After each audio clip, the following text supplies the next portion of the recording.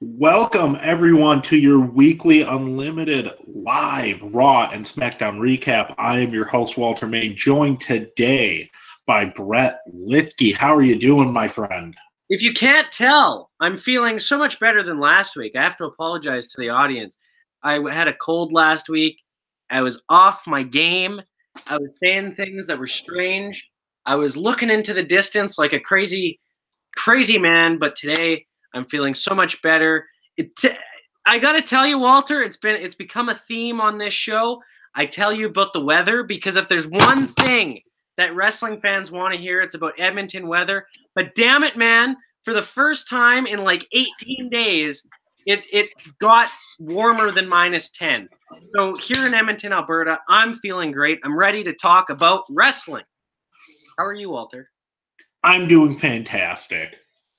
It's still snowing here, like pretty much every other day, if not every day.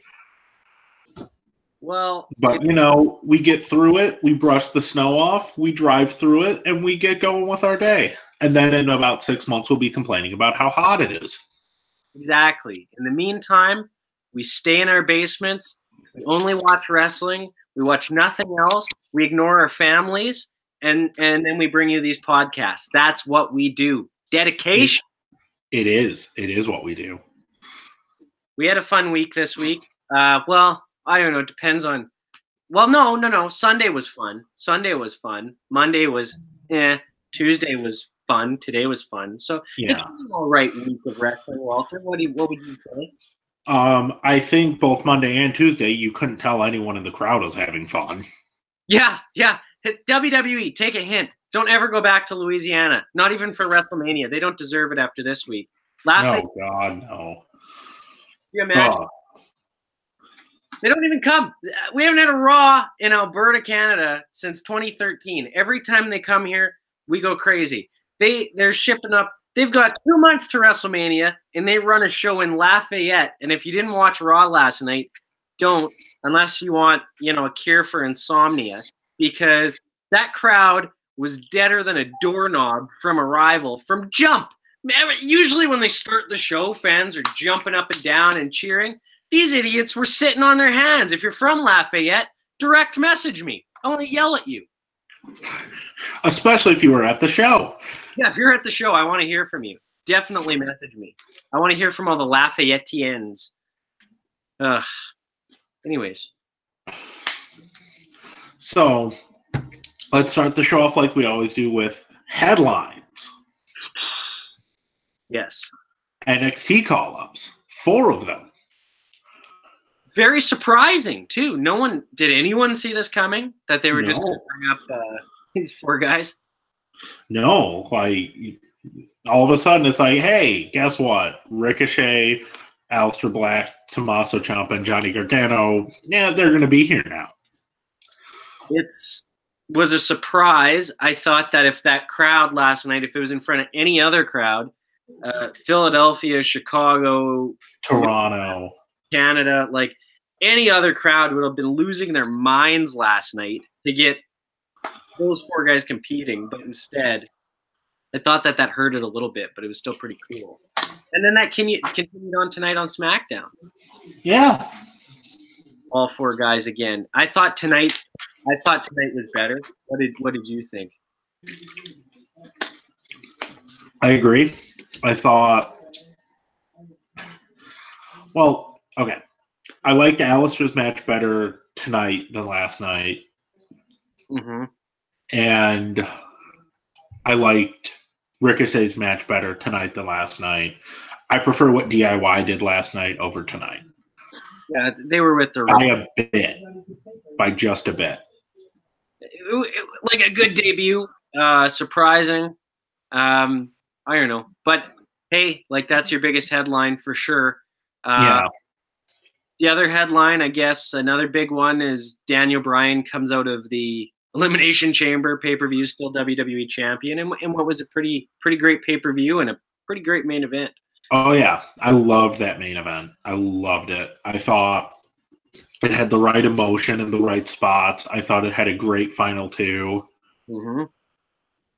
No, it was a really good show, and and continued on tonight on SmackDown. And I guess that's a third headline, is that at Fastlane, which is we have our main event. How many, like, that's what, March 10th? So what, we're 2 weeks away? I know, it's insane. Yeah, I don't like the jamming 2 pay-per-views right before Mania like that. It reminds me of, you remember when each brand would have a pay-per-view a month? Yeah. Yeah. That just killed me. That's overkill. That's way too much. So this is it's a short turnaround. I think it almost dilutes Mania a bit, especially if we get Kofi, Daniel Bryan at Fastlane and then again at Mania. Yeah. And it's weird too, because Backlash usually has WrestleMania rematches, so it's just kind of a weird placement.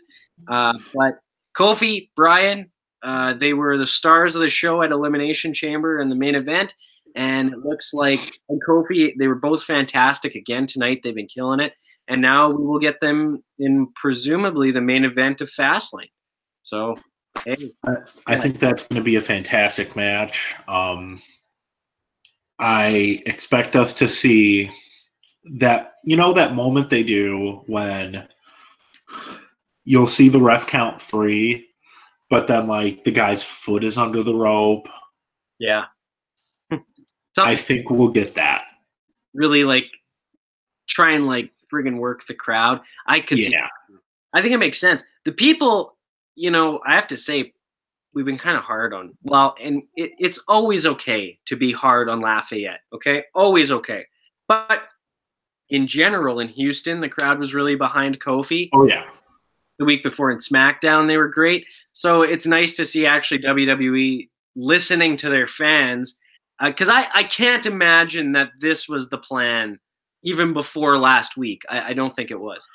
Right. Apparently, the plan was a triple threat match to have Bryan, AJ, and Joe.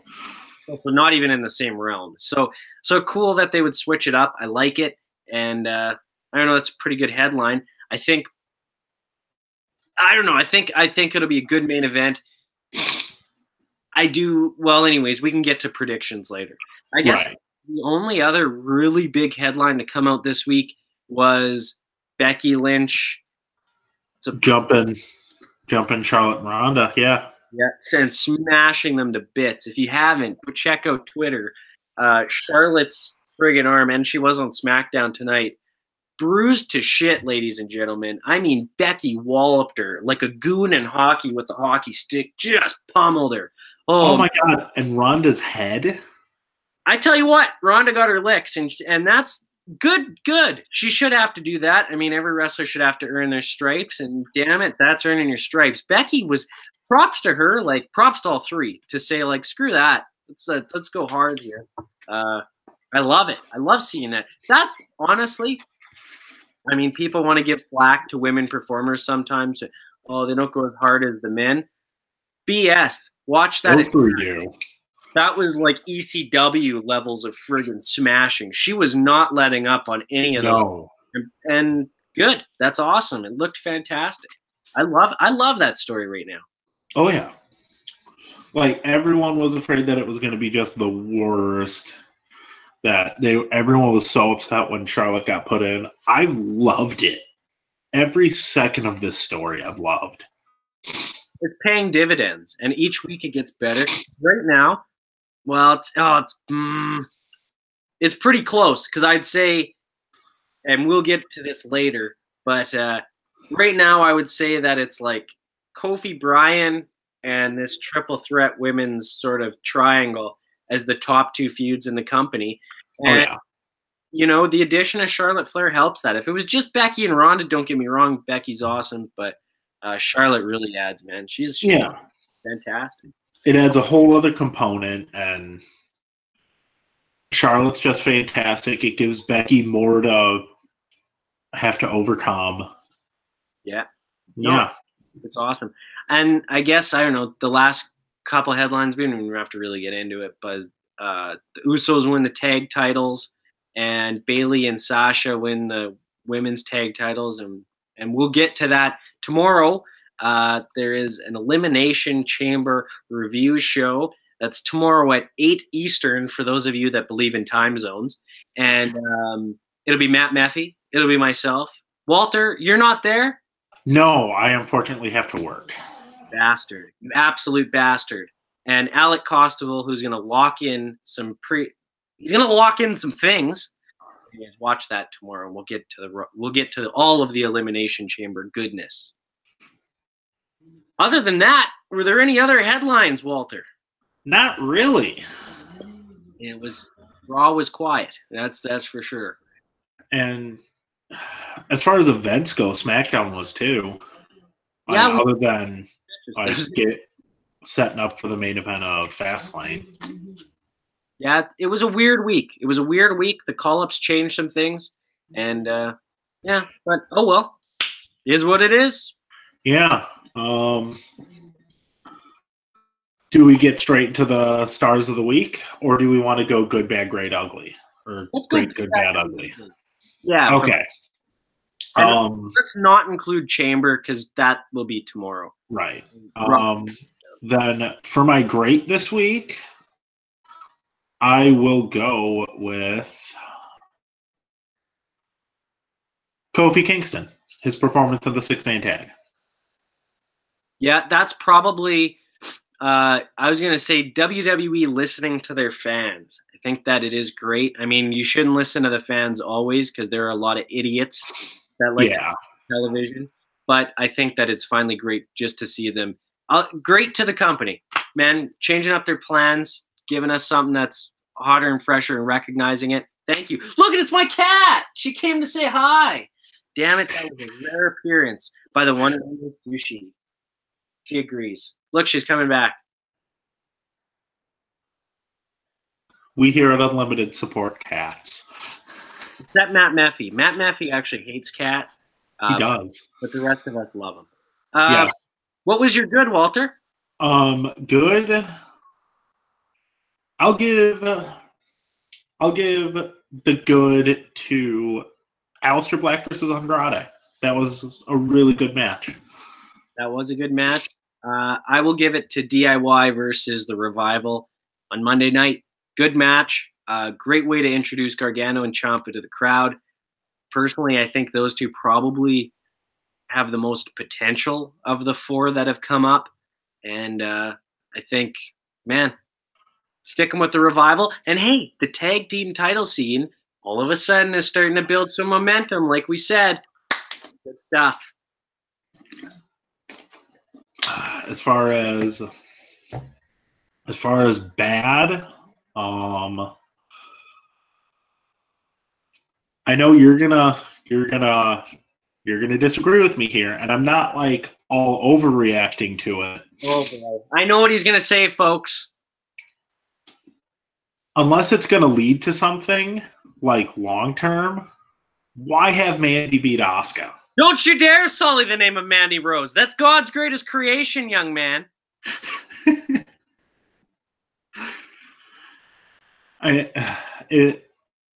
I just think, like, if you mix in the stuff that they did with Carmella early last year and then this, she seems to get duped by a lot of heel tactics way too easily. I will give you credit there. WWE does like to book their baby faces a little bit on the stupid side. And Asuka losing to a roll-up of death after getting distracted by Lacey Evans drives me crazy. They even did this with CM Punk during the Summer of Punk. I hated it so much. With Kevin Nash, I always hated that. Drove me crazy. Oh, yeah. I understand where you're coming from. But Mandy Rose getting a win. Aha! That's my reaction. That is my hashtag unlimited reaction to Mandy Rose winning tonight on SmackDown. Aha! So what is your bad for this week? In terms of bad, I guess I would say, like, I didn't like how Raw ended. I think that if you're going to have a really good show, you should end with a bang. Something that says, you know what, I got to tune in next week. I thought, okay, you're giving us Ruby Riott versus Ronda again because at Chamber was a short match. They have a much better match, whatever. Ronda looks pretty good. Ronda wins. But then it just ends. So it was kind of one of those Raw endings where they'll do that sometimes, where it's just like it ends with a match and that's it. But to me, it's like, okay, what, there's a lot of other stuff going on right now. Was that really the best way you could end it? Was that really the best way that you're selling me on Raw for next week? Was that the best thing you could come up with? I don't think it was. So no, that would be my bad. I think that they could do a lot better job. Like, look at how they just ended SmackDown. You compare it 24 hours later, they end SmackDown, and it's like they have a great match, and then bam, this is what you guys want. It's Kofi versus Bryan at Fastlane. Like, it doesn't have to be much harder than that. So good on SmackDown, but bad on Raw. And I think our ugly is probably the same. Yeah, both crowds. Both crowds. But specifically Lafayette, your city, you guys all need to go in the mirror. You need to look at it, and you need to appreciate that you actually get TV tapings. Because some of us don't get TV tapings, okay? So until that you start to appreciate and actually cheer for the people that come and for the company that come and give you a TV taping, you're on our ugly list. In fact, you are forever on our ugly list until you – no, actually, no. I don't want them to get another TV taping list. So Lafayette, you're permanently on the unlimited ugly list. And Matt Meffy is officially endorsing that he hates Lafayette. And he will say that. He'll quote that. Yes, he will. Yes, he will. And if he objects, then he will show up and tell us that he objects. But he hates Lafayette, so, he's not going to. He told me, he specifically said, I really don't like Louisiana, but Lafayette, I hate them all. And and he said he was trying to figure out a way to block our signal to Lafayette. And you know what? I think he can do it because Matt Meffy's a smart man. That's why they call him the Mind. That is why they call him the Mind. On to our 3 stars of the week. My first star I'll give to Daniel Bryan. Okay. Because I think if we're encompassing the whole week, his performance at Chamber, his performance tonight, the promo before the match, putting over Kofi, thought he did really well this week. It's hard for me to disagree with you there. But I'm going to give it to Kofi. I thought that last week he had that hell of a main event. I thought he came into Chamber with a lot of expectations, and I thought he delivered in every single way. And then I thought tonight he had another great showing on SmackDown. Kofi is my first star of the week. All right, and Kofi will be my second star of the week. His performance at Chamber was just outstanding. His performance tonight was great. The promo that he cut, like pre-match, and it was just awesome. And I liked that they kind of gave you a peek into like what Big E kind of looks like while he's doing the New Day intro. That was pretty neat. I must admit. Yeah, because they never really show it. Like, for the longest time, I always thought like that part was pre-taped. You know what? That's raw live energy courtesy of Big E. That's exactly it. Coming from Gorilla. I love it. Dude, he embodies energy every week. Like, I get exhausted just like thinking about how much energy that man has. Tonight, there was a very short, for those of you who may not have seen it, on SmackDown, there was a very short segment where Kofi was extending the pancake dance to AJ and Jeff Hardy. And Xavier Woods is carrying Big E in his arms like a baby. It was the greatest thing. Thought of this. It's fantastic. His smile alone, Big E's smile with this fleeting grin, just fantastic. My second star would probably have to be Daniel Bryan. So for the second straight week, it's those two in the top 2 spots for you and I. But how do I not? Like, I'm trying to think here and say, is there any way I can differentiate it? But I can't. Daniel Bryan is on another level right now. He is rising the tides of everyone else that works with him. Oh, yeah. I would give him top star, but I thought Kofi was just too good. So But Daniel Bryan is my third star for sure. Or second star. My third star, Walter, do you want to know who that is? I would love to know who that is. It's God's greatest creation, Mandy Rose. Not only was she exceptional, and I mean exceptional, in the Elimination pay-per-view, but she beat the SmackDown Women's Champion tonight. She is, people want to say, oh, because you know what it is? She looks like a wrestler that would, like a women's wrestler that would have wrestled in like 2007. She looks like a diva. But here's the thing. Not only is she gorgeous, she's a damn good wrestler. She can work pretty damn good. And she's getting better every single week. I mean, she is. She really is. And I was really impressed by her and Sonya at the Chamber. They were fantastic. And tonight, man, she looked great against Asuka. Her knees look good.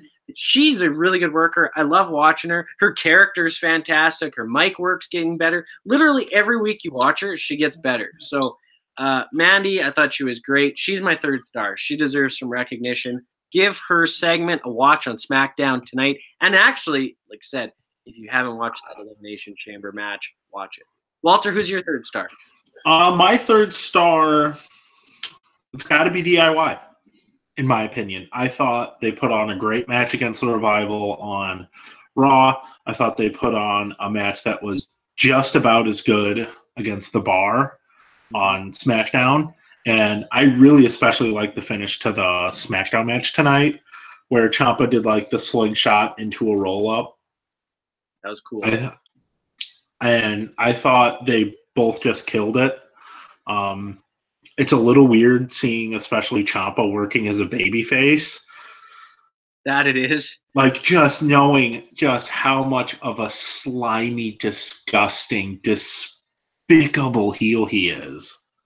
He's such a good heel. It's like, you know. I hope that the whole, like, working sort of babyface was just for the introduction and not just how they're going to be presenting him going forward. I think it would almost have to be. Like, he's too good of a heel not to utilize him there. Like, it may take some time to get there. Like, they may do a sort of, it's very possible that if they're both, Johnny Gargano and Ciampa are both going to be on the main roster going forward, it's possible that they recreate that storyline where he eventually turns heel on him. It's actually possible that they do that. Like, do it a whole, oh, I'm giving you a second chance. Yeah. Yeah, because it was so good the first time, and this time it'd be to a new audience.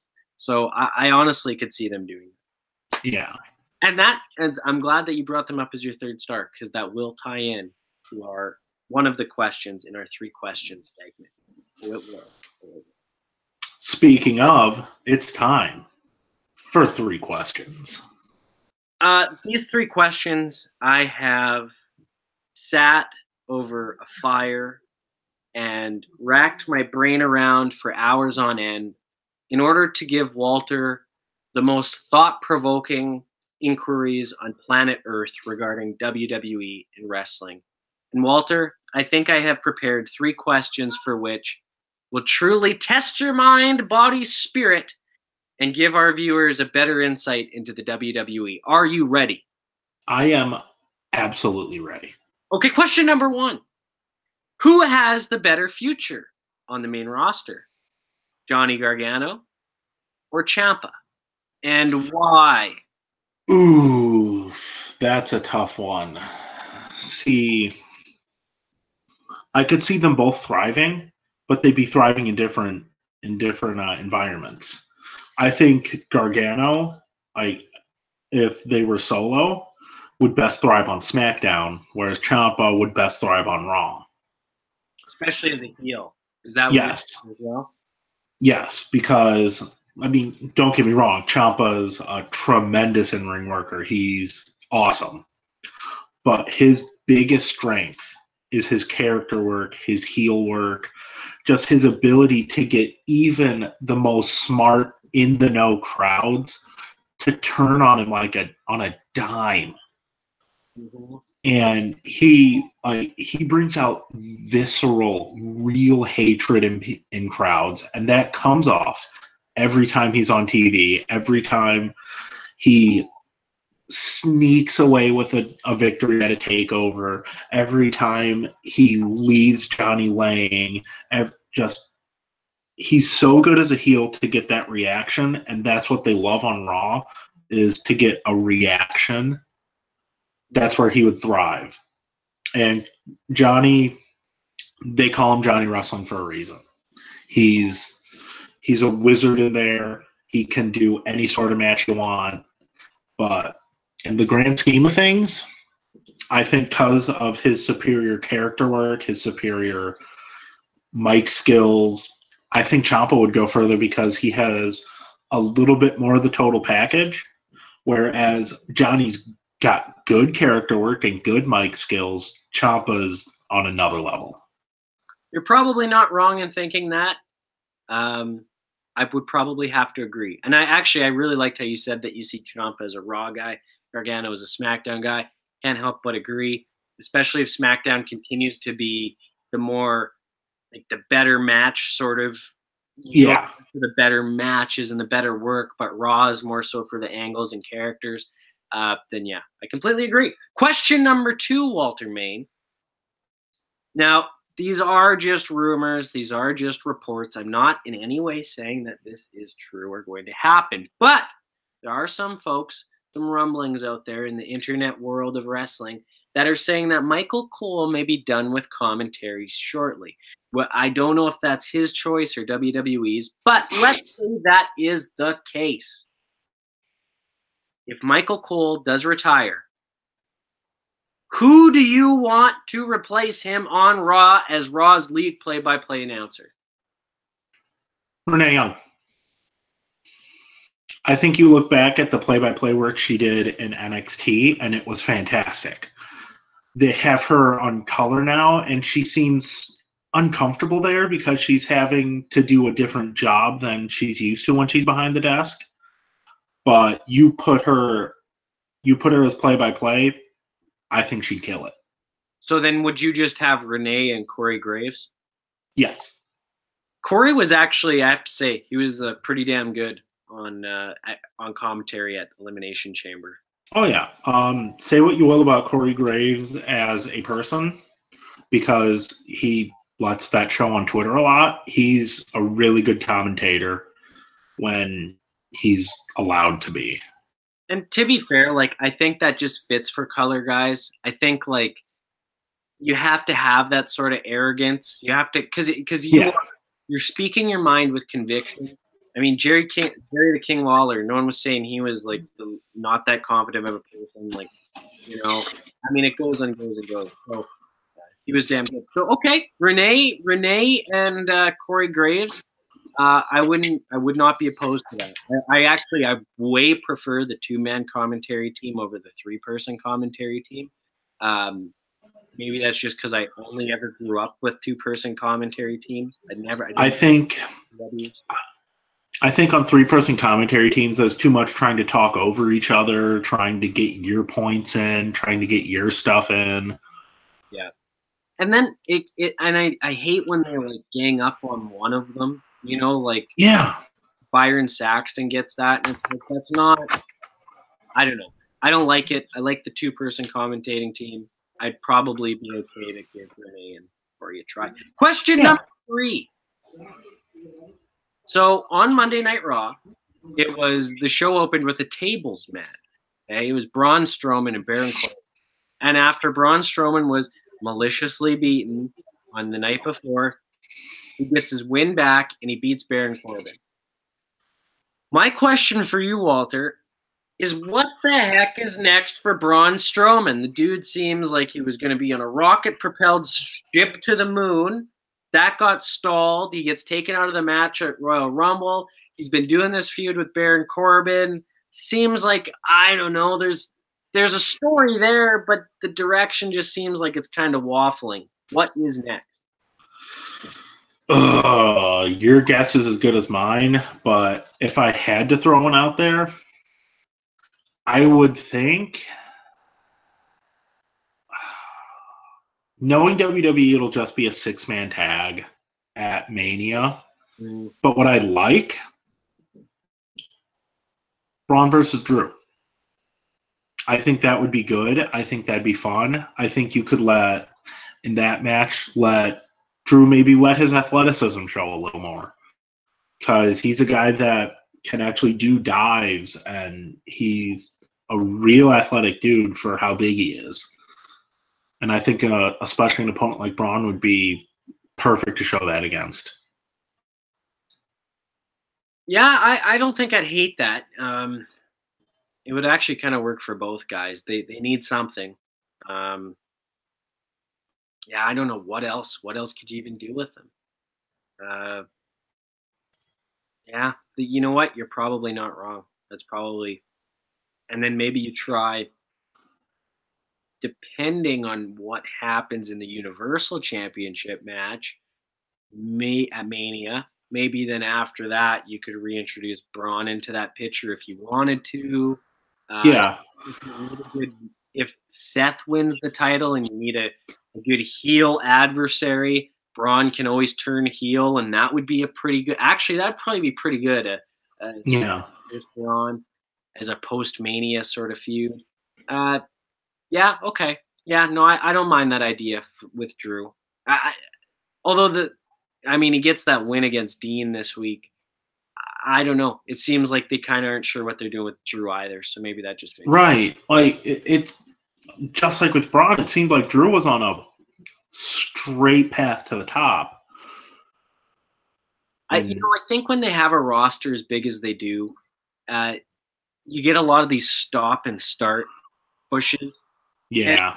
And that's why I did kind of find the calling up of the NXT guys right now, or whatever you want to call it, strange timing, considering there are people on the roster that are being underutilized. Like, I don't know, there's some good stuff happening. Like, we didn't even talk about it, but I liked Bobby Lashley. I like the whole Bobby Lashley, Leo Rush story that's going on. I like Finn in that, but it's like, okay, that gets a lot of TV time.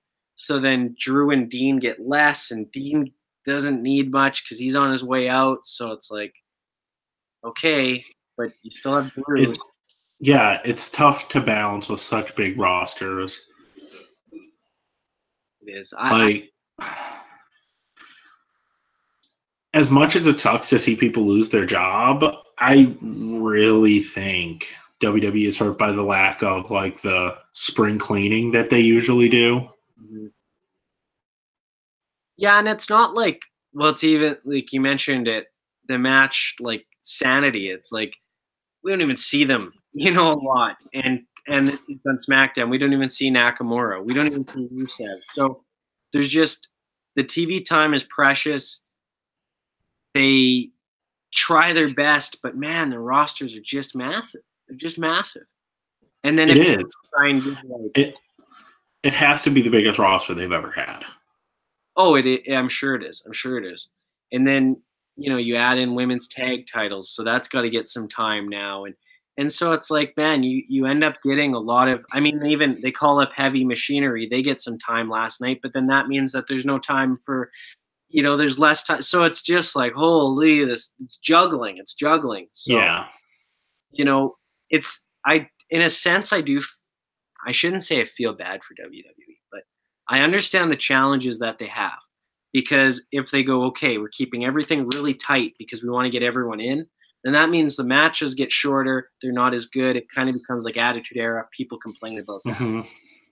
So then if they do the longer matches, it means that there's less TV time for people. People get missed each week, and then they complain about that. So, back in the day, Raw was what, 2 hours in 97, 98? And the roster was quarter of the size what it is today. Really. So I don't know how they're doing it.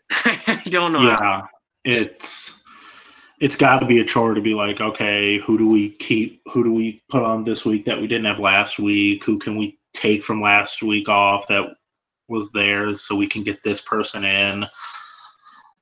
Well, and this is why I always say, like, I know we're getting a little off topic here, but it is wrestling, so technically it's not off topic. But the people that say, well, get rid of the brand split. I don't know how I have no idea how they could, because it's like, what, you're gonna have the same people appearing twice in a week? Then what? They don't have enough TV time as it is with 5 hours. So Right. I have no idea. I really don't know.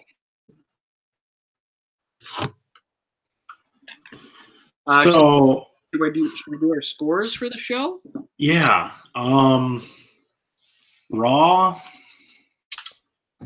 I'd give Raw C-. B-. Oh, I'll give it a C. I mean, I had some fun with it. I liked the stories that were told, but man, oh man, a dead crowd really kills it, and that ending hurt it. And it didn't really build to anything. No, it built to really nothing other than just like, okay, we got some new characters. So, and I don't think it was a very memorable show at all. No. Yeah. So I think a C, and I'm probably even being generous, but I don't want to be too harsh on a show that had the debuts of. Right. I don't know. A C sounds about right for me. And what do you give SmackDown? I would give SmackDown. I gave it an A- last week. I think I would give it a B this week. And I don't mean that like that's not a bad. Like that's a good show. It was a good show. It just was a step down from last week, but it makes sense as to why. But I really enjoyed the show. I say it every week here that SmackDown is my favorite 2 hours of television. I love it, and it's true. Every week it's good. Every week it holds up. We got 5 matches this week.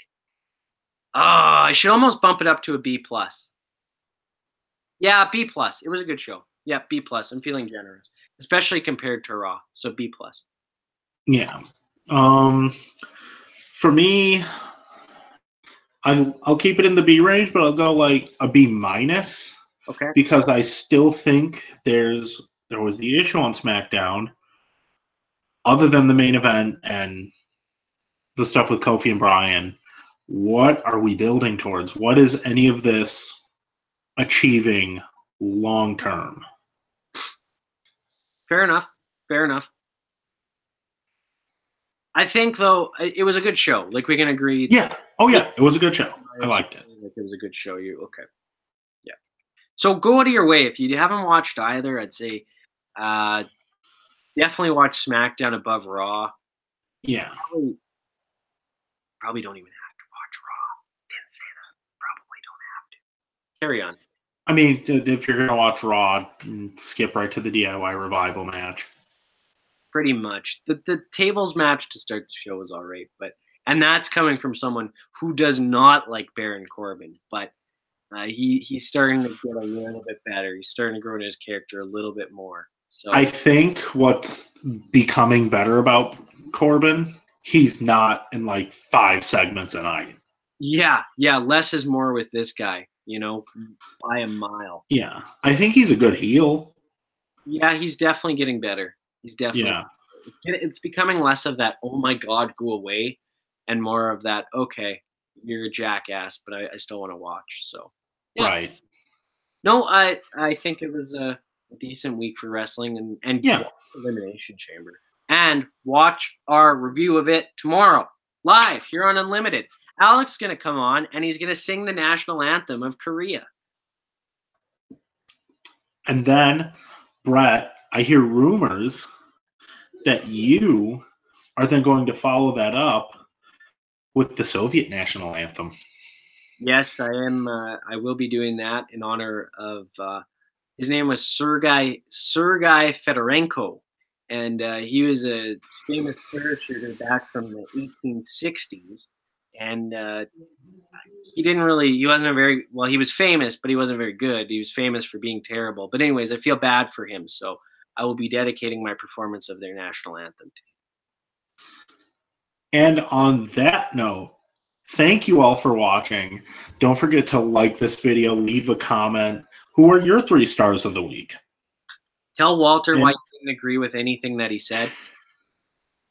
And don't forget, if you like this content, if you like things like this, to subscribe so you can be notified every week when we go live for this show.